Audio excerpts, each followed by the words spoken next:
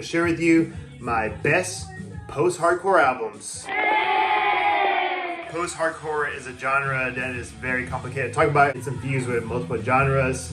There are some punk elements along with the softer side of hardcore. When it comes down to the instrumentation, it can be melodic as fuck, and the vocals have a lot of singing melodies to it. So I have 10 post-hardcore albums that I have resonated and connected with throughout the 20 plus years. I've listened to these albums relentlessly and I still rock out to them. And I'm pretty sure that you're gonna disagree with this list after watching this video, and you're gonna be like, where's Quicksand, Sunny Day Real Estate, Unwound, where's Rites of Spring? Don't take it personal. This is my personal list. Like I said, these are the albums that plugged into my heart. These are my experiences. And if you would love to share your favorite post-hardcore albums, just feel free to comment below. I'm sure there are a lot of albums I never got to or I've never heard of. Alright, so this is how it's gonna go. I'm going to announce 10 post-hardcore albums ranking from 10 to my number 1 album. And the only rule I have is each album is gonna have a different band. I feel like it wouldn't be fair if I had 2 to 3 albums with the same band, because with this list of bands, it could have gone that way. Enough of me talking. Grab your snacks, drinks, sit back and relax, and here are my best post-hardcore albums. Coming in at number 10 is a band from Washington, D.C. called Fugazi with their 1993 album, In on the Kill Taker.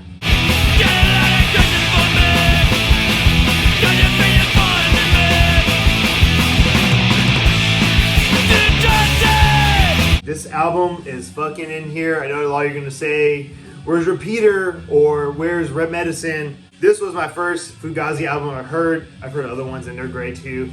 And I just remember being blown away in my cousin's car. We started listening to it and I was like, who is this? And he's like, oh, this is Fugazi. And I was 20 years old at the time. I was like, damn, I always wanted to know what they sound like. And I didn't know they were kind of like caveman vocal style with like very gnarly and aggressive guitar riffs. This album is fucking killer. It's badass. I think they have a lot of great tracks.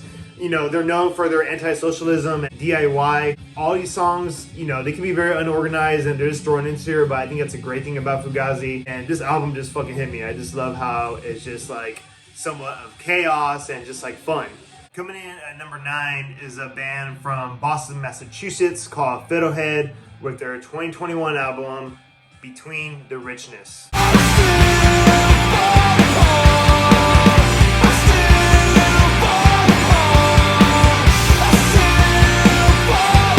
This was my number 1 album of 2021.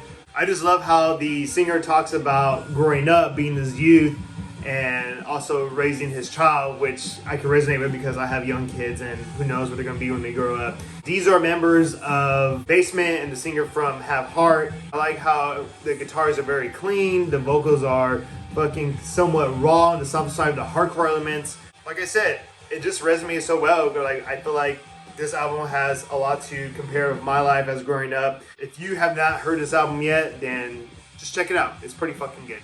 Coming in at number 8 is a band from Cleveland, Ohio called Cloud Nothings with their 2012 album, Attack on Memory.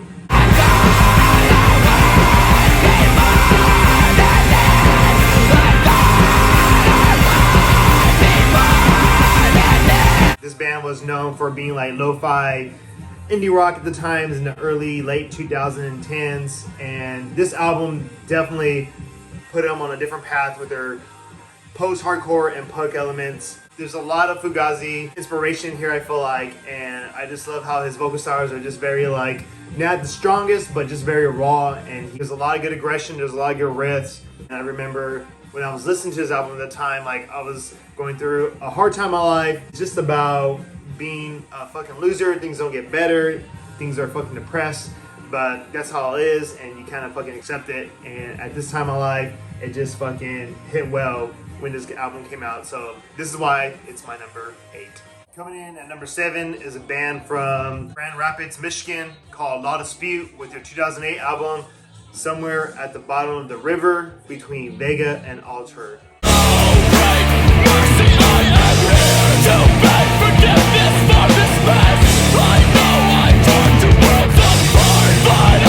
This fucking fucking album is cathartic. I remember just discovering this band through other bands on MySpace back in the day when I was in college in 2009. It's like infused with The Fall of Troy meets Me Without You. Definitely hear all those Me With You vocals. I love how it's fucking soft at times with post-rock tones, and it gets fucking heavy of just like loud distortion of like hardcore. There's a lot of screamo elements into this album as well, but I remember the first time I saw this band back in 2010 at South by Southwest in a very fucking small room, probably like the size of this room, and everyone would just sing along to all their tracks religiously. And I know some of y'all are gonna be like, what about Wildlife? That was the fucking best album. This one just hit me well. Like I said, I just love how there's like a lot of post-rock tones. There's great build-up. It's just fucking epic. It gets intense. It gets soft. It gets like very sorrow at times.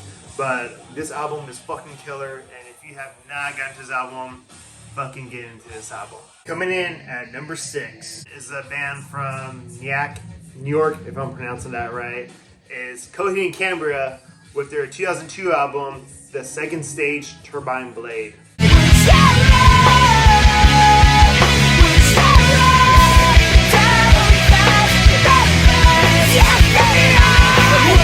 Why the fucking this album is in here? Well, I'll tell you fucking why. Because it's fucking good. A lot of other bands like rip them off with that vocal style, kind of like melodic, Michael Jackson singing to it. But the instrumentation is fucking great. I mean, like the guitars do all the fucking work. Bass and drum just make a nice pump to it.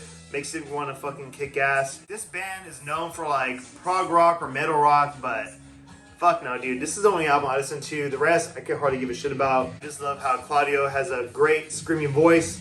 It kind of sounds like a pterodactyl screaming at times, but it's fucking amazing. I think like the blast beats are cool. The guitar riffs are just like riffing it up. And it's just fucking epic. It's a journey. If you have not heard this album, fucking just lay down in your bed, listen to it, jam out. You fucking might like it. Coming in at number 5 is a band from Sweden called Refuse with their 1997 album, The Shape of Punk to Come.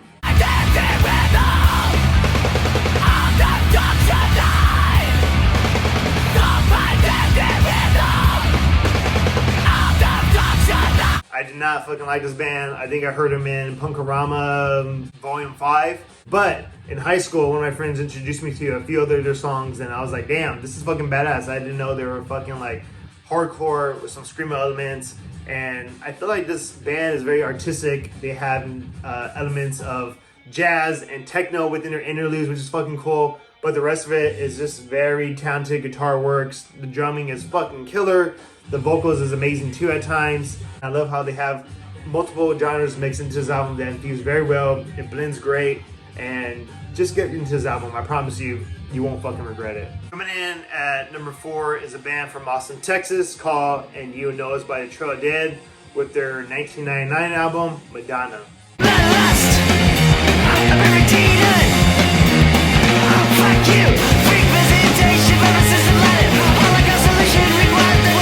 This album is fucking amazing. It's very hard to me to describe and explain what the fuck this is and all its genres. I feel like this is more like a punk album, but it's infused with like multiple genres. Like there's like ambience, there's drone, but nothing sounds like this. And I've been listening to this album for fucking years and I can't pinpoint like what genre this is, but I feel like this is post-hardcore. They definitely have like a sound which is like at the drive-in at times, and it can be very like shoegazy at times. I remember my friend told me about this band, and then when I heard the album, I was like, oh, this is something I heard on the audio skateboard video, One Step Beyond. And he was like, nah, this is underground music. So that he says underground because this album is very underrated, and it's still fucking underrated because everyone likes source tags and codes. But this album's great, dude. It's a fucking journey. Just be sure to check this one out because it's fucking badass. Coming in at number 3 is a band from Los Angeles, California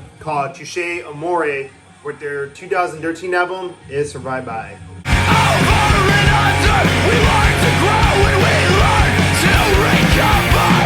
Over and out, I'll play the card that holds me. You're like, why the fuck is this band so high in the list? People are different, you know, like we just grasp onto music on a different way, different level. Everyone in this world is fucking different. But this album is so fucking cathartic. I love how this album is about being fucking down on the ground and you gotta fucking pick yourself up. by being like encouraged, positive. Like the post-rock twangy guitar hooks are fucking amazing. Jeremy Bones' vocals are always honest and just like so bone-chilling. I think this is the best current post-hardcore band in my fucking opinion. It just makes you want to believe in yourself. It fucking makes you want to do better in life. I can't say more about it. Like, it's just fucking badass. Like, from beginning to end, it just fucking pumps you up. It makes you want to be alive. Makes you want to kick ass. Fucking check this album out. It's so fucking good. Coming in at number 2 is a band from El Paso, Texas called At the Drive-In with their 1997 album In Casino Out. The sky is black and we carry our bags. Headshots, suits and cigarettes. Tap this through this tap of bullets.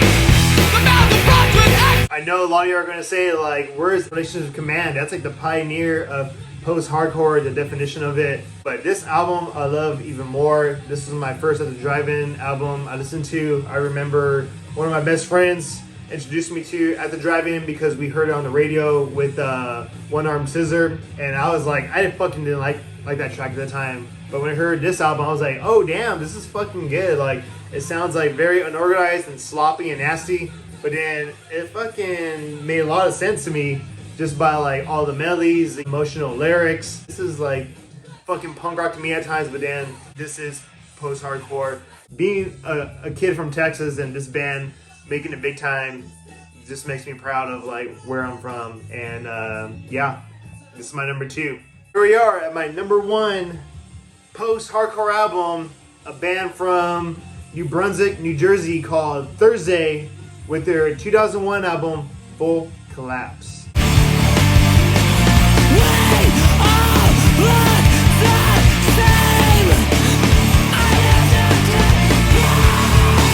I'm gonna give you a short story. I just remember I didn't like it at the time. I was into a lot of punk and ska and reggae being my early high school years, and I just saw a lot of kids wearing like the fucking Thursday shirt, and a lot of my friends were like, yo, Thursday's bad, they're badass, and I was like, what the fuck am I missing here? My cousin liked them too, and she was like, do you like Thursday? I was like, nah, I don't really like them. He's like, dude, you're so good, like, you gotta hear them. She brought me to see a Full Collapse. It took me like the second or third listen. I was like, damn, this is a good fucking album. It started a lot of things for me in life. Like, it got me to more other music because Thursday is influenced by multiple genres. This band got me to more of the screamo elements of things because at the time, I didn't know what the fuck screamo was. I like all the guitar tone, the snare pop to it, and the drumming. I think Jeff Rickley is like best writer in music. And this album just fucking kicks ass. It's fucking cathartic. It just gets better and better after each track. And I love how Thursday is not an emo band. It's more of like a political band. They talk about how we are all suffering within one. And we're corrupted by the government. And we're just trying to fucking survive. But yeah, that's my number 1 post-hardcore album of all time. I hope you enjoyed this video. Please let me know what you thought about all these bands that I mentioned. Feel free to comment below on your favorite post-hardcore albums because I love to give them a listen. And I'll see you next time. I'm not too sure when the next video I'm going to make, but be safe, take care, and peace.